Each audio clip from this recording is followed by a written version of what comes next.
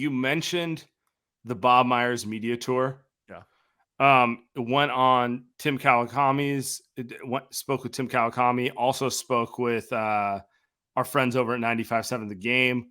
Let's pull up some Bob Myers quotes here because I feel like they are instructive of where we're going with this. Tim? Bobby coming out of his hole. Bobby going, I think we got a team that can compete with all the people in the conference. Thanks, Bob. Thanks, Bob. Also, he threw this one out there, which I think is the more interesting one. If we can get it up there, and I apologize for the wrong quote the first time. He mentioned this one to Tim Kawakami. He goes, I hope he has the right people that he can compete with in the conference. He says, when questioned, you have multiple champions and you've got these young guys, blah, blah. He goes, I know it's been written and maybe too succinctly, but we're always open to anything. Nothing is concrete in this business, and it's never been more so in the NBA. Doesn't mean we're doing anything now. We haven't made any decisions, but I have to say, we think we're a contender, and we'll evaluate if we're still a contender, what will look like many games from now and decide the best course forward. He went on to talk about kind of how like they could make a move, they could not, but like the general tenor of his tone in both TK and the 95.7 interview to me was one of a GM who was preaching patience, but internally felt like might need to make a move sooner than later, which is atypical. It's atypical for what we've known the Warriors to be. So let me ask you, Andy, how do you feel about that? A little more urgency in what he said than I would imagine. If you see his quotes in previous interviews, obviously the Warriors great vibes then in the preseason. So he's going to talk about all these guys looking great. But I think it's pretty obvious that if you're watching, if you're watching Wiseman play, I know everybody says he's only played X amount of games, but just watch the games.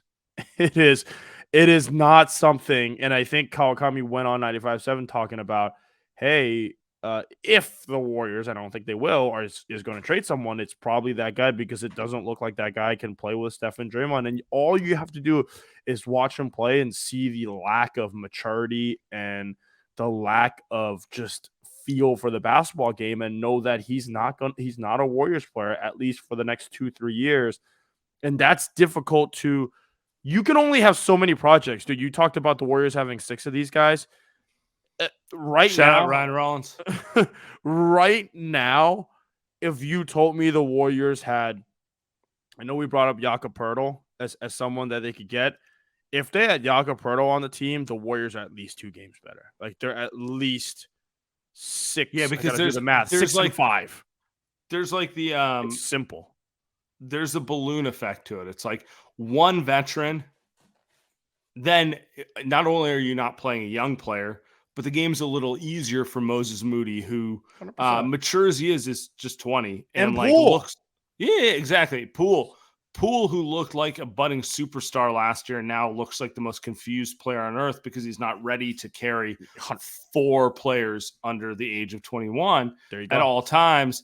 And I think it speaks to the broader point, which I have, which I regret not picking up on more in the offseason. Maybe it was the championship glow. It was the championship glow. It was, it was a little hyped on it. Little like, oh yeah, JaMychal and Dante will handle everything. And it's like, that's kind of not how it works. You're assuming they're going to be perfect the whole way through. And you're not going to have to throw Damian Lee or a Juan Toscano in there to like just save a game every now and then type of thing. And I regret making that decision, but it's like, one veteran could have a much more outsized effect for this team than like they should in another context, like Jakob Poeltl's a good player, but like all in all, he shouldn't be like tipping the scales that bad. But like for a team like this, it's just like one player letting every other player to get into their comfortable role. That might be all it takes for them to go on a, win 10 of 12 You get on like a little streak type of thing. Which is, I think, if you're going to be bullish on the Warriors here, I think if you told me Andre's back on Friday, you told me he's on the court, you told me he's helping out with Jordan Poole, you told me Dante's back, and you could put together a second unit lineup of Andre. And I know Andre, he's not going to be that good, but you can put him in his IQ next to Dante DiVincenzo and Jordan Poole and Jamal Green. Like, I'm not mad about that. Like, I don't know if that's going to be as good as the Otto Porter and those GP2 lineups, but I could tell you that's much better than what they have today, only because of the fact those guys know how to play basketball. That's it. That's all it is. Because right now, when you watch Kuminga yesterday, we're recording this on Tuesday night. If you watch him play yesterday, he has no idea where to be. I heard the bench literally telling those guys were going. They were literally like, Kuminga, Lamb, get on this side. The moment they walked in, they don't even know where to be on the court. It's so bad, man. It's so bad. I don't know where to be. And that's both the frustration and like the reason I feel like they're a tweak away from being right where they should be, which is contending, because it's like you also don't lose that like IQ and that ability. Like it's not a complete roster. That's really what it comes down to.